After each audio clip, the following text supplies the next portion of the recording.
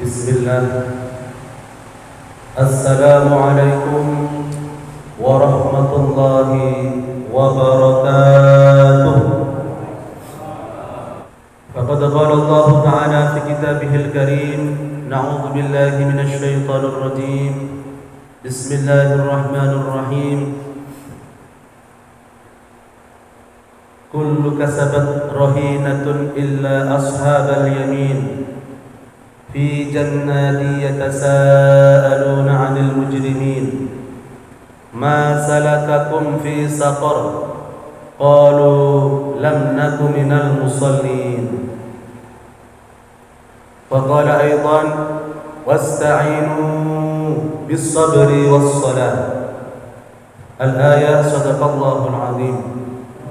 Kali ini subuh yang berbahagia ini kiranya kita sama-sama belajar tentang ciri-ciri orang yang su'ul khotimah. Saya ulang Bapak dan Ibu, ciri-ciri orang yang meninggalkan dunia ini dalam keadaan su'ul khotimah. Ini sama-sama kita pelajari. Tujuannya adalah supaya kita ini nanti kalau kita meninggalkan dunia ini tidak termasuk 5 golongan ini Bapak dan Ibu. Rugi sekali dan sangat-sangat rugi kalau kita nanti saat waktu itu tiba, ya kan kita semua memiliki ajal. Walikulli ummatin ajal. Fa idza jaa ajaluhum la yastakhiruna wa la yastaqdimun. Setiap umat itu, setiap individu itu memiliki ajal, batas usia yang Allah telah berikan, dan ketika sampai maka tidak pernah bisa diakhirkan sedikit pun maupun dimajukan sedikit pun, yaitu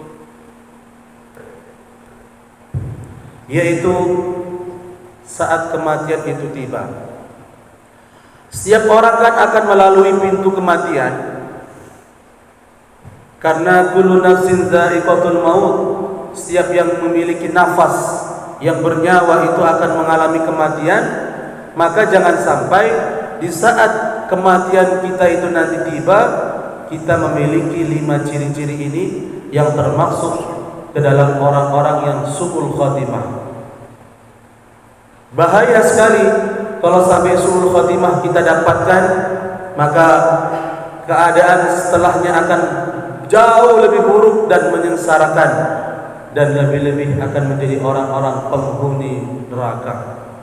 Na'udzubillah summa na'udzubillah.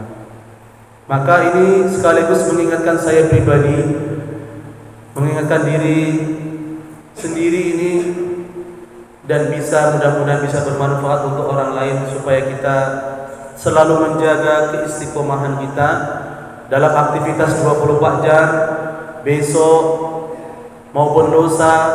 Seandainya Allah masih berikan usia itu, kita masih bisa melakukannya. Hadirin jamaah sedang salat subuh yang dimuliakan Allah. Yang pertama, orang-orang yang akan mendapatkan su'ul khotimah di penghujung hidupnya itu adalah orang-orang yang selalu melalaikan sholat. Orang-orang yang selalu meremehkan sholat. Allah berfirman, fawailul lil musallin, celaka orang-orang yang dalam keadaan sholat itu. Orang sholat saja masih dikatakan celaka karena masih ada bermain-main dalam sholatnya itu, apalagi yang meninggalkan sholat. Hadis Rasulullah, awwalu ma yuhasabu bihil abdu yaumal qiyamah as-shalah.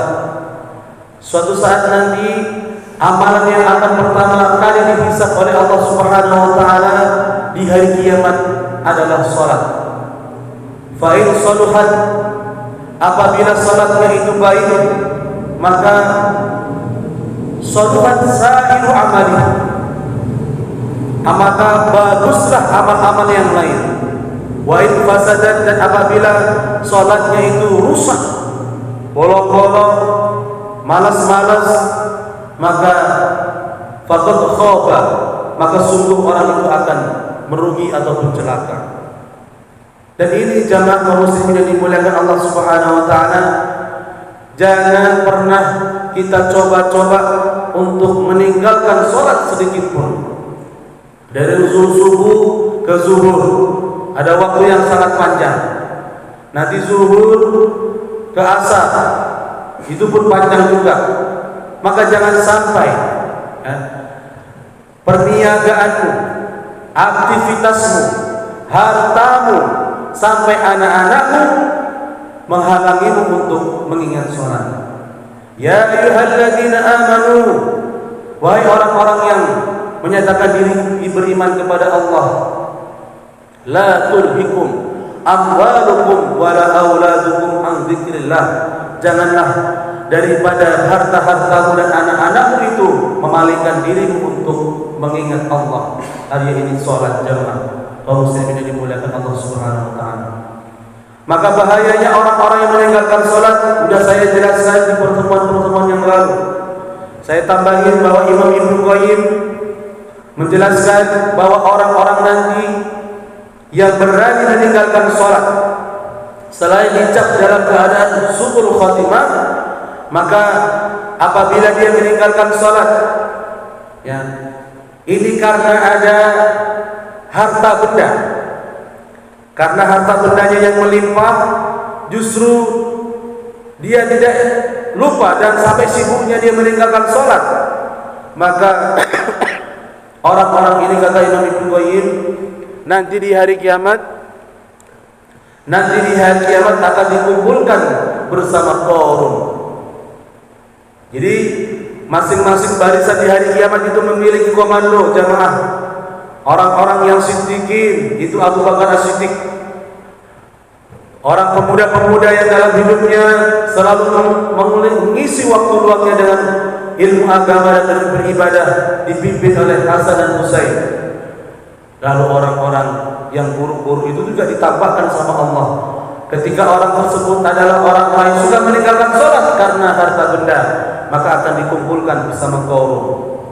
Dan apabila orang-orang yang meninggalkan sholat ini karena urusan tentang kemasyarakatan, artinya ke sebuah kepemimpinan, maka nanti akan dikumpulkan bersama Fir'aun, orang-orang yang meninggalkan sholat itu. Dan apabila orang-orang yang meninggalkan sholat itu dikatakan karena ada jabatan yang diampunya ini, maka akan dikumpulkan bersama dengan Haman. Na'udzubillah min dzalik.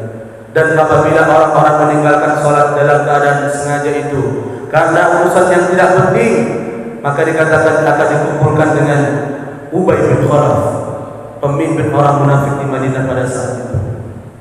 Maka jamaah kaum muslimin yang dimuliakan Allah, mengingatkan diri sendiri ini dan kepada jamaah, ayo, sebenarnya sholat itu kan untuk diri kita. Banyak sekali di antara kita ini bertanya, kenapa harus sholat? Ya, kenapa harus 5 waktu? Dan kenapa sih sholat tidak ada liburnya ataupun rukhsah atau keringanannya? Sakit pun kita harus sholat. Maka jamaah kaum muslimin yang dimuliakan Allah, jawabannya adalah bahwa sholat yang kita kerjakan itu adalah hakikatnya kembali kepada diri kita sendiri. Ya, dari panggilan azan saja sudah Allah jawab, hayya 'alas shalah, mari kita mendirikan sholat. Dijawab sama Allah, hayya 'alal falah, mari kalian menuju sebuah kemenangan ataupun kesuksesan. Orang-orang yang sholat itu sebenarnya adalah ingin menyusun keindahan dalam hidupnya. Yang awalnya rumit, Allah mudahkan dengan sholat. Yang awalnya sulit, Allah mudahkan dengan sholat. Yang mungkin belum dikabulkan, dengan sholat Allah kabulkan. Yang mungkin punya masalah ya di luar sana yang mungkin tidak bisa dipecahkan oleh akal manusia, dengan sholat Allah akan berikan. Jadi kembali manfaatnya ini jamaah adalah untuk diri kita. Kalau kita mau menghayati hakikat dari sholat, Maka kembali ke tema tadi, jangan sampai kita meninggalkan sholat. Dan di waktu dunia saja Allah akan cabut ya nyawanya dalam keadaan su'ul khatimah. Lalu nanti di dalam kubur Allah akan berikan himpitan yang sangat luar biasa sampai tulang rusuknya menyilang seperti ini kata Rasulullah, menyilang-hilang jari-jari jemari. Lalu nanti di pada mahsyar dibangkitkan bersama orang-orang yang paling buruk. Lalu sampailah di penduduk neraka nanti, orang-orang itu akan bertanya, "Ya fulan, kenapa kau sampai di sini?" Mereka itu menjawab, "Lam naku minal musallin," bahwa kami semua ini adalah termasuk orang-orang yang dulu diperintahkan sholat, namun mereka meninggalkan sholat.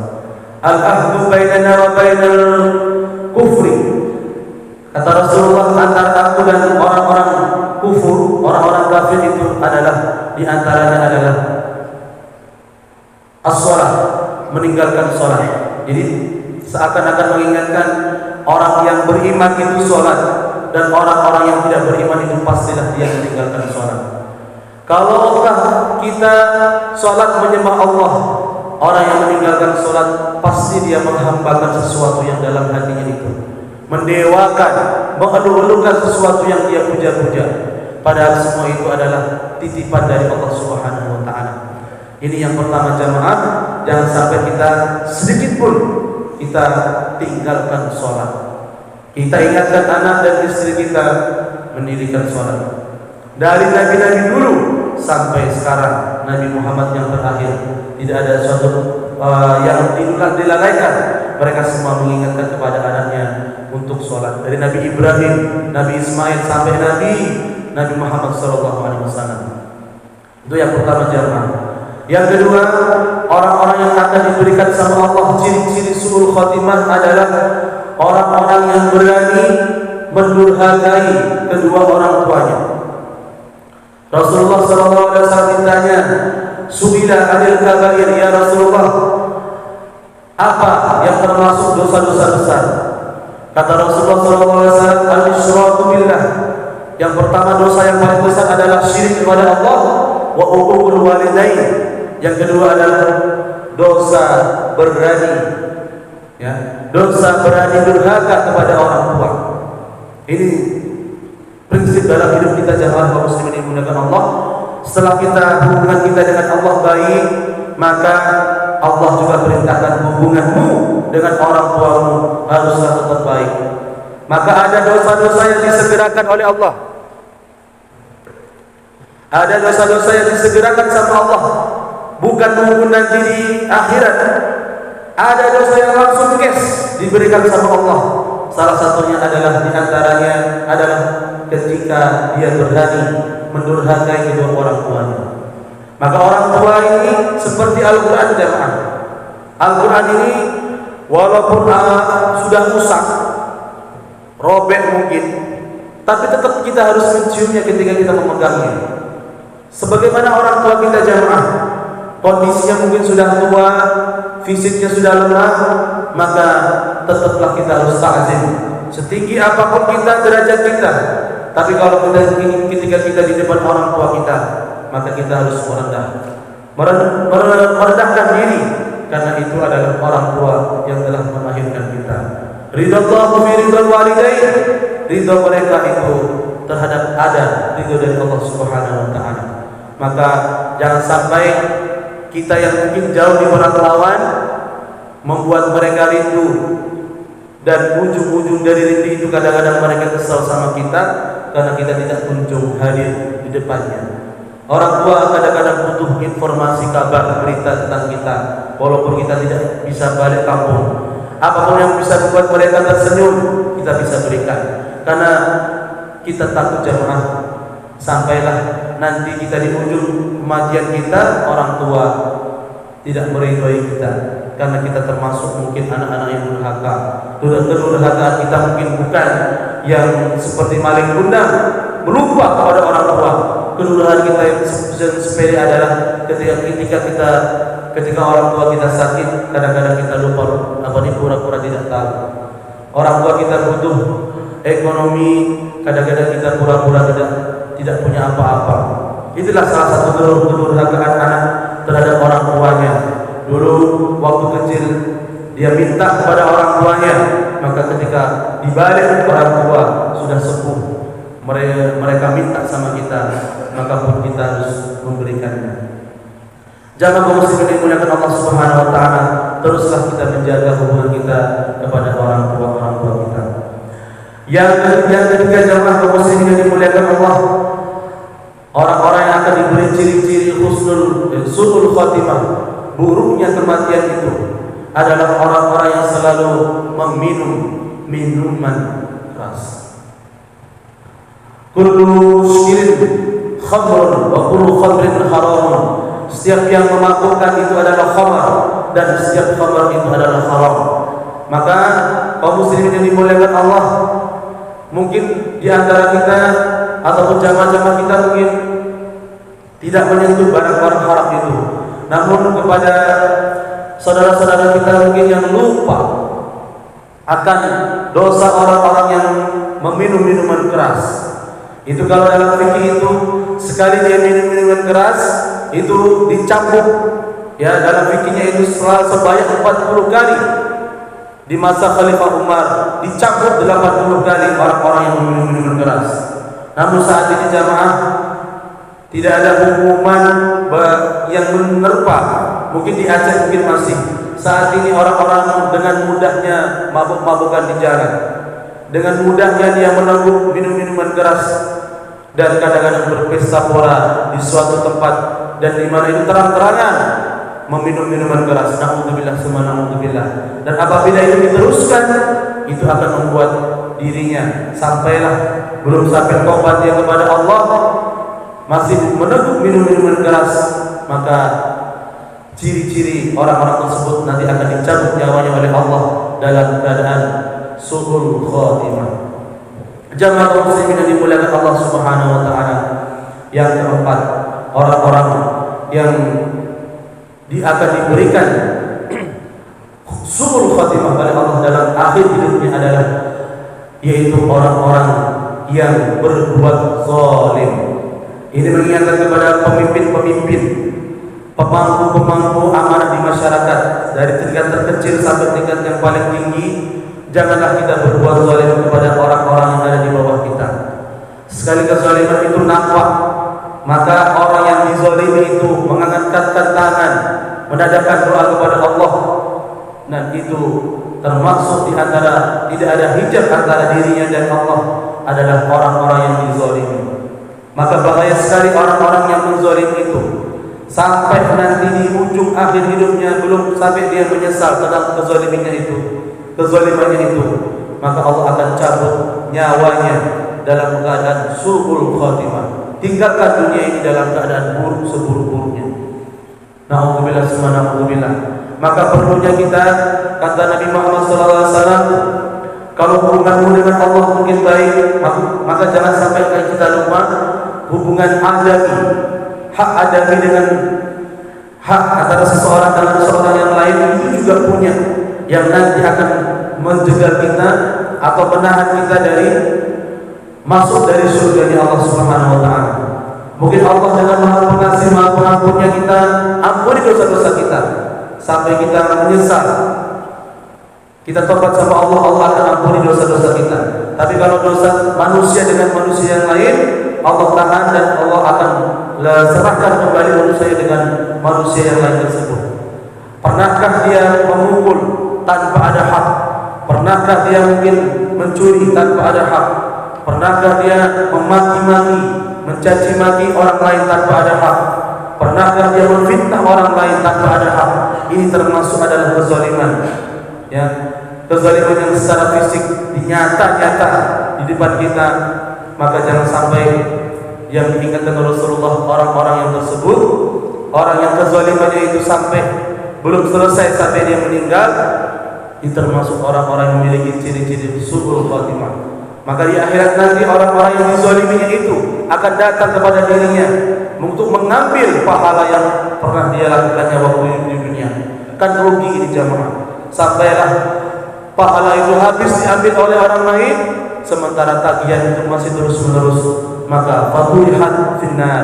Maka orang-orang semacam ini, ya, sepertinya memiliki amalan yang sangat banyak karena kezalimannya terlalu banyak di dunia, maka akan ditempatkan, ya, dilemparkan ke dalam api neraka.